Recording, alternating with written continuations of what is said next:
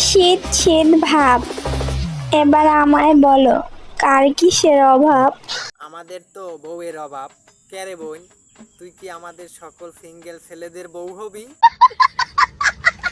আমার বাপেরও কিছু নাই, আমারও কিছু নাই। এজন্যই রাতের বেলায় চিপাই চাপাই ঘুরে বেড়াই। ভাবতেও অবাক লাগে। বান্দরেও টিকটক করে। ওই দেখ, দেখতেছস? ও দেখছি, ভালোই দেখি উন্নত হইছে। দেখতেই থাক। লজ্জা শরম বলে কিচ্ছু নাই।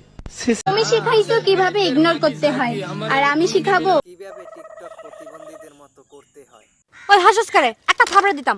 ভাগ্যিস দেখতে খারাপ, না হলে কত মানুষের রাতের খাবার হতেন। আমি তো নিজেই জানি না। এই বুড়া বয়সে কবে যে টিকটক প্রতিবন্ধী হলাম। নইলে ভাইরাল হবে কি করে নান্টু ভাই? জোরে জোরে, হ্যাঁ বসো বসো নান্টু ভাই বসো।